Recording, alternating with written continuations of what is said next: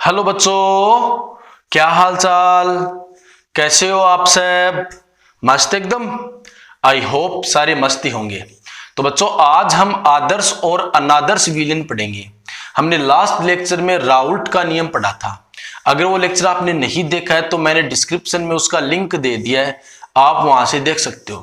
क्योंकि बच्चों, आज का लेक्चर समझने के लिए लास्ट लेक्चर देखना बहुत जरूरी है, इसलिए आप वो लेक्चर देख लेना। तो बच्चों, आज का लेक्चर स्टार्ट करते हैं। मैं हूं रघुवीर सिंह कर्नावत और आप देख रहे हो आरएस कर्नावत ट्यूटोरियल्स। तो बच्चों, ये देखो, ये सब हमने लास्ट लेक्चर में पढ़ा था और आज का लेक्चर समझने के लिए ये देखो कंप्लीट आपको नॉलेज होना बहुत जरूरी है। ठीक है ना? तो वो लेक्चर डिस्क्रिप्शन में जाकर के देख लेना।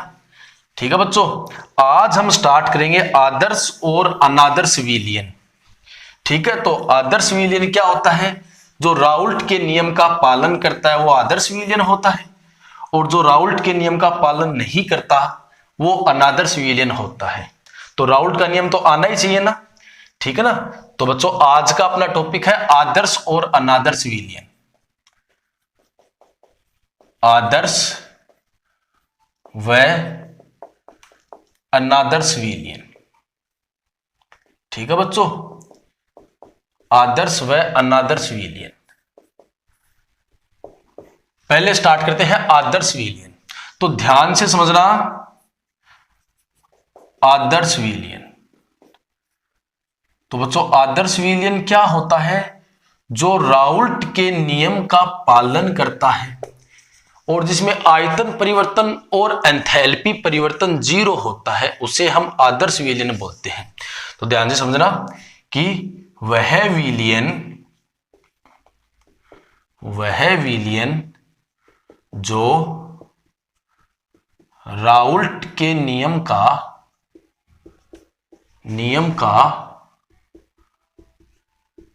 पालन करता है, वह जिसमें आयतन परिवर्तन व एंथैल्पी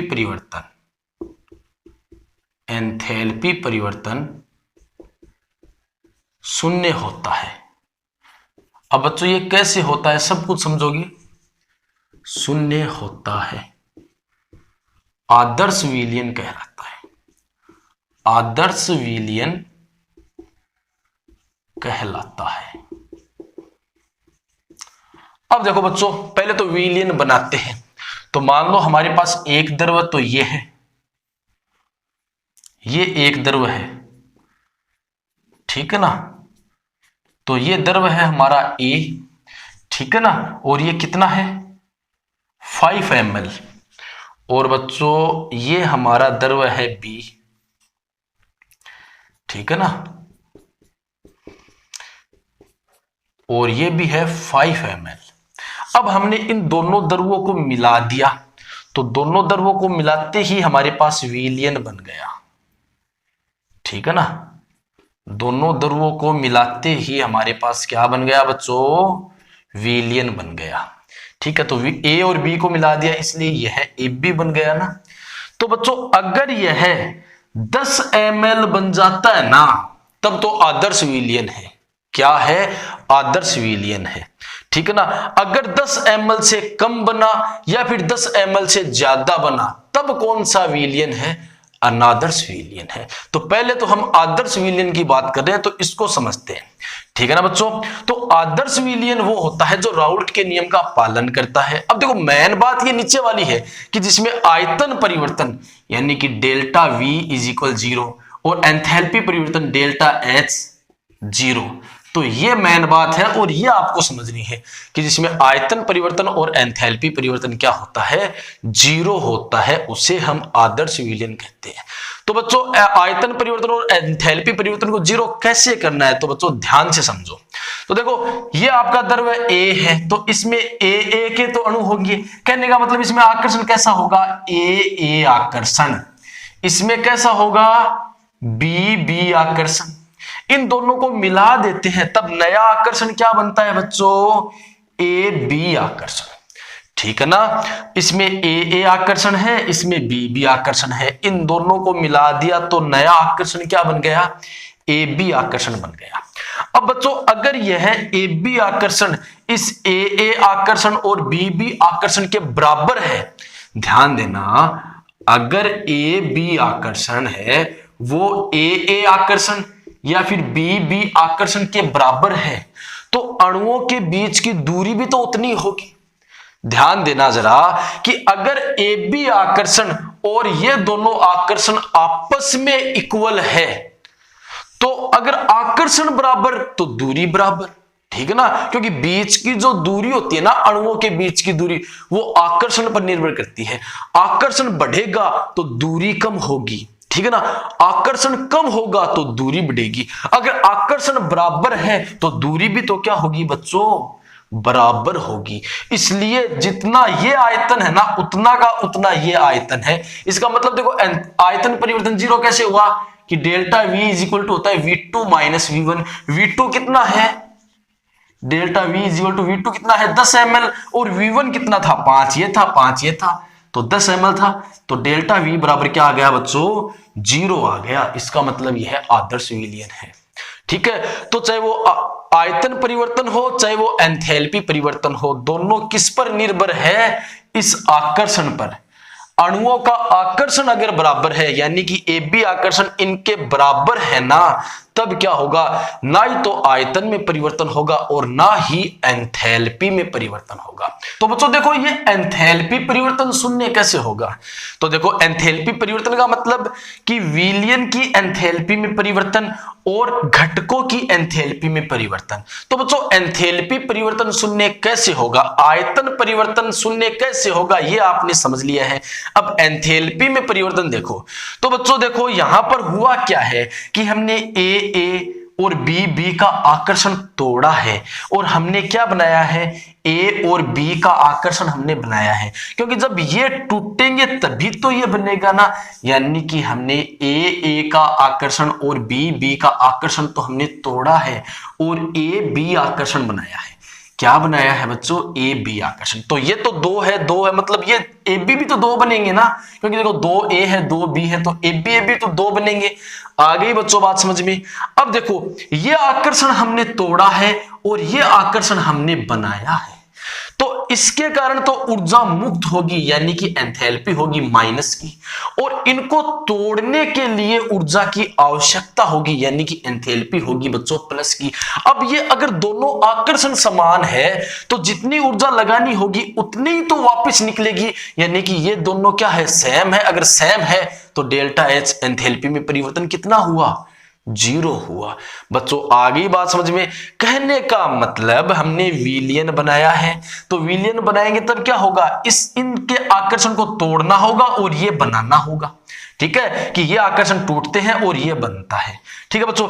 अब जब ये आकर्षण को तोड़ने के लिए जितनी ऊर्जा की आवश्यकता होती है उतनी ऊर्जा ये आकर्षण बनते हैं तब निकल जाती है, यानी कि प्लस की ऊर्जा और माइनस की ऊर्जा समान अगर है, इसका मतलब डेल्टा एच क्या आ गया, 0, कोई चेंज नहीं हुआ। तो बच्चों आदर्श विलयन समझ गए क्या।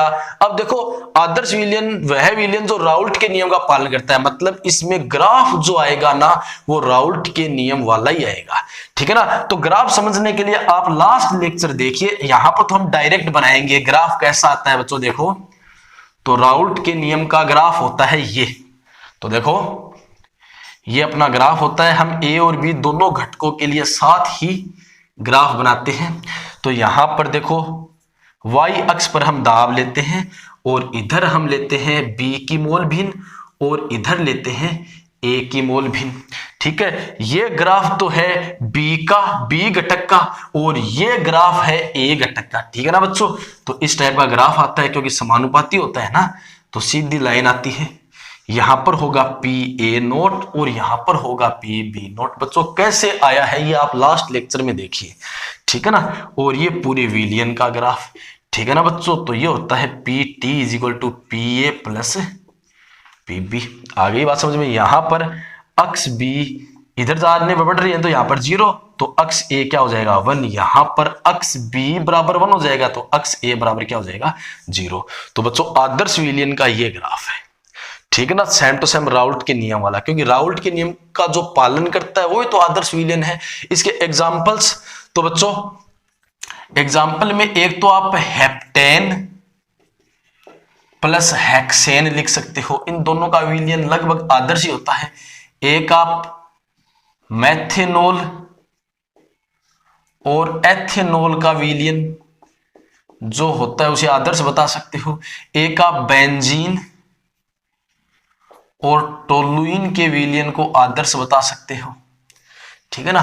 तो ये आदर्श विलयन के उदाहरण है। अब बच्चों मोस्ट इंपॉर्टेंट हम अनादर्श विलयन पढ़ेंगे, ठीक है ना। तो अनादर्श विलयन बहुत मोस्ट है, तो फटाफट आप इसको बनाइए। अनादर्श विलयन स्टार्ट करते हैं। तो बच्चों अब अनादर्श विलयन स्टार्ट करते हैं। तो अनादर्श विलयन क्या होता है? आदर्श का उल्टा, कि वह विलयन जो राउल्ट के नियम का पालन नहीं करता है। वह विलयन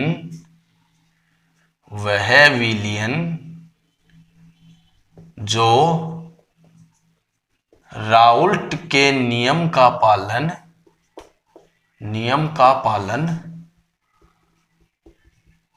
नहीं करता है, अर्थात जिसमें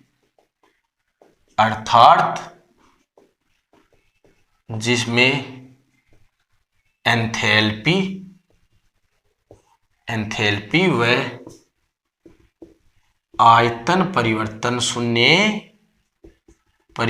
शून्य नहीं होता है। ठीक है बच्चों, कहने का मतलब आयतन परिवर्तन और एंथैल्पी परिवर्तन शून्य नहीं होगा। अब शून्य नहीं होने का मतलब या तो शून्य से ज्यादा मतलब 0 से ज्यादा होगा या फिर 0 से कम होगा। इसका मतलब अनादर्श विलयन के दो प्रकार बन गए ना, कि एक तो वह विलयन जिसमें आयतन परिवर्तन और एंथैल्पी परिवर्तन 0 से ज्यादा होता है, एक वो विलयन जिसमें आयतन परिवर्तन और एंथैल्पी परिवर्तन 0 से कम होते हैं। क्यों? क्योंकि आदर्श में ये 0 होता है तो अनादर्श में या तो कम होगा या फिर ज्यादा। ठीक है बच्चों, तो अनादर्श विलयन दो प्रकार के होते हैं, तो इनको ध्यान से समझना। फर्स्ट तो अपना आता है वे विलयन, ध्यान से समझना, वे विलयन जो राउल्ट नियम से धनात्मक विचलन प्रदर्शित करते हैं। धनात्मक विचलन प्रदर्शित करते हैं। ठीक है ना बच्चों, तो ये अनादर्श का फर्स्ट टाइप है कि वे विलयन जो राउल्ट के नियम से धनात्मक विचलन प्रदर्शित करते हैं।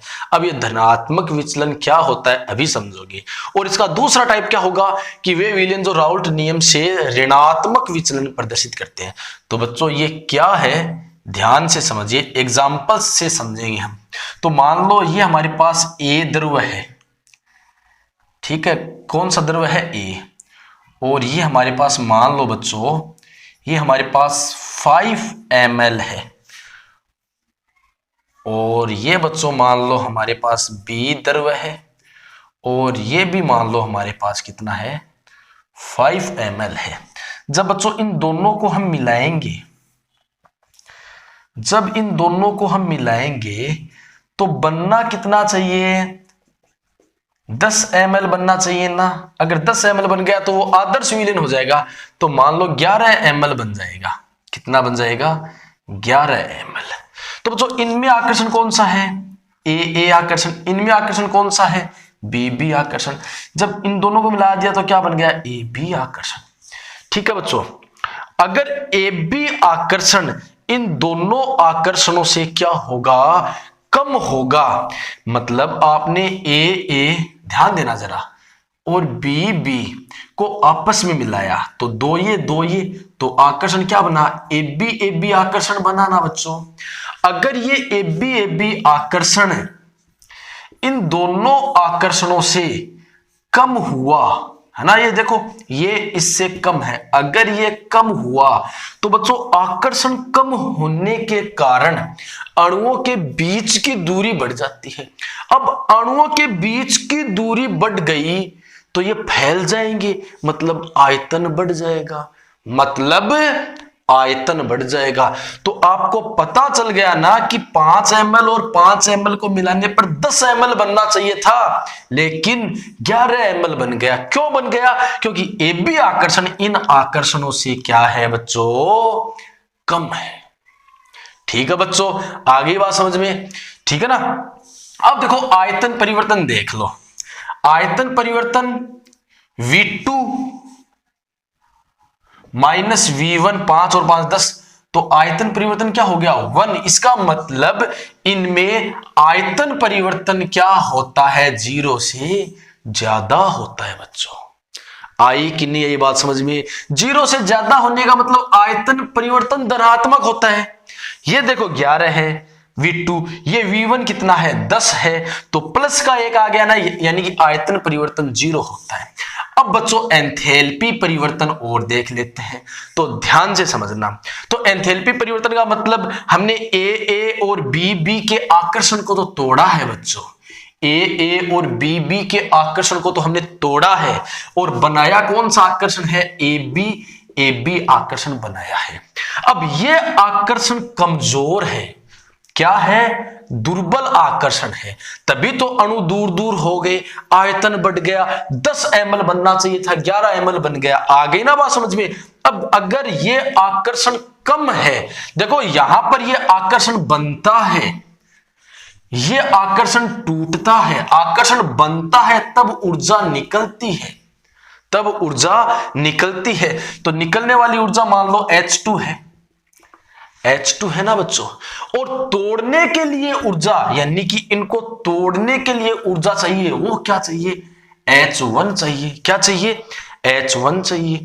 अब बताओ तोड़ने वाली ऊर्जा ज्यादा है कि बनने के कारण निकलने वाली ऊर्जा?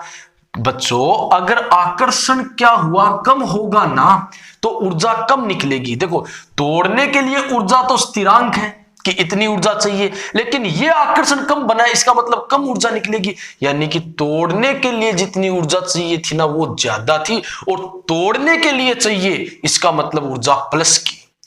निकलने वाली अगर ज्यादा होती तो ऊर्जा माइनस की।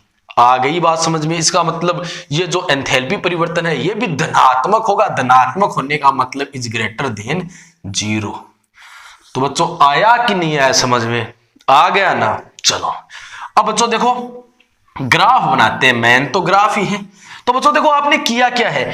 ए और बी को मिलाकर के ए बी बनाया है, यानी कि हमने ए बी आकर्षण बनाया है। और बच्चों ए बी आकर्षण क्या है? हमने देखा है कि ए बी आकर्षण दुर्बल है, और यदि अणुओं के बीच में आकर्षण दुर्बल होगा तो उसकी वाष्प ज्यादा बनेगी, क्योंकि वाष्प का बनना अणुओं के आकर्षण पर निर्भर करता है। आगे बात समझ में? अगर अणुओं में आकर्षण ज्यादा है तो वाष्प कम बनेगी, अगर अणुओं में आकर्षण कम है तो वाष्प ज्यादा बनेगी, क्योंकि वाष्प का मतलब क्या है? अणुओं का आकर्षण तोड़ना और उन्हें उड़ाना। ठीक है ना बच्चों? अगर आकर्षण दुर्बल है तो आकर्षण को तोड़ने के लिए कम ऊर्जा देनी पड़ेगी, मतलब वाष्प ज्यादा बनेगी। अगर बच्चों वाष्प ज्यादा बन गई तो वाष्प दाब जितना आना चाहिए था राउल्ट के नियम से उससे ज्यादा आएगा, इसलिए बोला है धनात्मक विचलन। राउल्ट के नियम से तो ये 10 ml के अकॉर्डिंग वाष्प दाब आना चाहिए था, यानी कि राउल्ट का नियम तो ये बोलता है, देखो जरा, तो ग्राफ आप लास्ट लेक्चर में पढ़ चुके हो। राउल्ट का नियम क्या बोलता है? इधर तो हम अक्ष बी लेते हैं, अक्ष बी 0, अक्ष ए 1, तो इधर तो अक्ष बी है और इधर अक्ष ए है। यहां पर अक्ष बी बराबर 1 है और अक्ष ए बराबर 0 है, ये पी। ठीक है, इस साइड तो ग्राफ अपना कैसे आता है बच्चों? इस टाइप से आता है ना, देखो इस टाइप से। यहां पर पी ए नोट, यहां पर पी बी नोट, यहां पर क्या है? पी टी बराबर P A plus P B. Raoult के नियम के अनुसार तो ग्राफ ये आता है, लेकिन राउल्ट का नियम कब काम करेगा? जब 5 और 5 मिलाकर के 10 ml हो, यानी कि विलयन आदर्श हो, तब राउल्ट का नियम काम करेगा। लेकिन हमारे पास तो कितना बन रहा है? इतना बन रहा है, यानी कि ये आकर्षण कम है। आकर्षण कम है तो जितना वाष्प दाब आना चाहिए उससे क्या आ रहा है बच्चों? ज्यादा आ रहा है। तो आना तो चाहिए था बच्चों इतना, लेकिन आ क्या रहा है, ज्यादा। तो इसको, इस ज्यादा को हम ऊपर से दिखाएंगे। आना तो चाहिए था इतना बच्चों, लेकिन आ क्या रहा है, ज्यादा। क्या आ रहा है, ज्यादा। आना तो बच्चों इतना चाहिए था, लेकिन आ क्या रहा है, ज्यादा आ रहा है। तो ये बच्चों धनात्मक विचलन का ग्राफ है। ठीक है, इसके ऊपर से आपको दिखाना है कि एक्चुअल में इतना आएगा। ठीक है बच्चों, तो एक टाइप अनादर्श विलियन का एक टाइप समझ गए। अब देखो दूसरा टाइप करते हैं। ठीक है ना, चलो ये तो हमारे काम में आएगा। तो दूसरा टाइप करते हैं कि वे विलियन जो राउल्ट के नियम से ऋणात्मक विचलन प्रदर्शित करते हैं। कौन सा विचलन प्रदर्शित करते हैं बच्चों, ऋणात्मक विचलन प्रदर्शित करते हैं। कौन सा विचलन, ऋणात्मक विचलन। कहने का मतलब 5 और 5 ml हमने मिलाया तो बनना तो चाहिए 10, लेकिन बन गया 9 ml। तो बच्चों 9 ml क्यों बन गया, क्योंकि जो ए बी आकर्षण है वो ज्यादा है ए आकर्षण और बी आकर्षण से। अब बच्चों अगर ये आकर्षण ज्यादा होगा तो आकर्षण ज्यादा होने का मतलब है अणुओं के बीच की दूरी कम हो जाना। अगर अणुओं के बीच की दूरी कम हो जाएगी तो अणु पास पास आ जाएंगे। अगर अणु पास पास आ जाएंगे तो आयतन कम हो जाएगा। इसलिए बनना तो चाहिए था 10 ml, लेकिन बन गया कितना, 9 ml। तो बच्चों समझ गए। तो आयतन परिवर्तन देखो, delta V is equal to V2 minus V1। तो delta V is equal to V2 कितना है बच्चों, 9। V1 कितना है, 5 और 5 10। तो V1 में तो दोनों लोग हैं ना, यानी कि डेल्टा V कितना आ गया, -1। तो ये तो हमने एग्जांपल लिए, तो माइनस में आने का मतलब डेल्टा V क्या होगा, 0 से छोटा होगा बच्चों। Delta V is less than 0।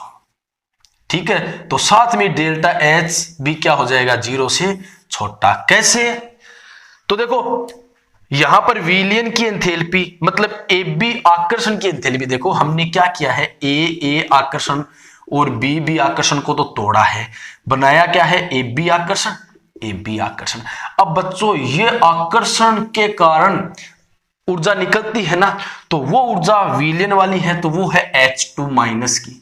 ठीक है ना बच्चों, अब आकर्षण ज्यादा है तो ज्यादा ऊर्जा निकलेगी।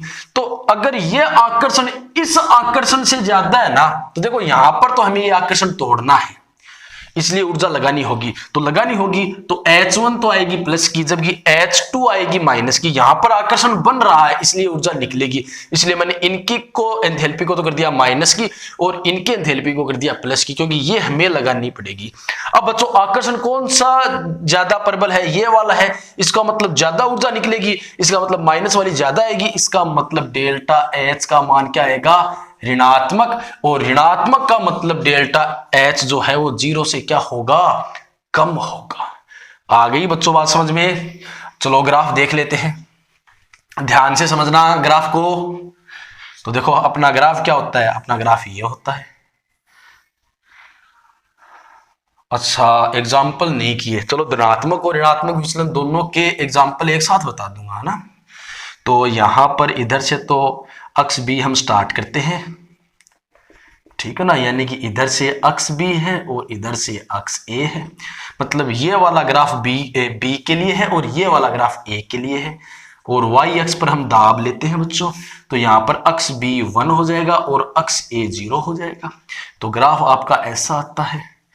आपको लास्ट लेक्चर देखना बहुत जरूरी है बच्चों, है ना। तो इनको मिला लेना ना, ये जल्दीबाजी में ऐसे हो रहा है, ठीक है ना। यहां पर होता है पी ए नोट और यहां पर होता है बच्चों पी बी नोट। अब देखो आकर्षण क्या है, ज्यादा। आकर्षण ज्यादा तो वाष्प कम बनेगी, वाष्प कम बनेगी तो वाष्प दाब कम होगा। तो राउल्ट के नियम के अनुसार आना तो चाहिए था इतना, लेकिन कम आएगा ना। तो कम वाले मतलब ऋणात्मक विचलन में हम इस ग्राफ को थोड़ा सा नीचे की ओर से दिखाएंगे, ठीक है ना। आना तो चाहिए था इतना, लेकिन आएगा कम, तो नीचे की ओर से। आना तो चाहिए था इतना, लेकिन आएगा कम, तो इसके नीचे की ओर से दिखा दो, इस टाइप से, ठीक है बच्चों। अब देखो एग्जांपल्स कर लेते हैं। तो पहले देखो ऋणात्मक विचलन। ऋणात्मक विचलन का मतलब आकर्षण प्रबल होना चाहिए, ठीक है ना। तो ये आप बना लेना, ठीक है ना, क्योंकि एग्जाम्पल्स में भी समझाना पड़ेगा आपको, ठीक है ना। तो ये बना लो फटाफट पहले, उसके बाद एग्जाम्पल करते हैं। तो देखो पहले ऋणात्मक विचलन का एग्जाम्पल समझ लो। तो बच्चों यदि हम एसीटोन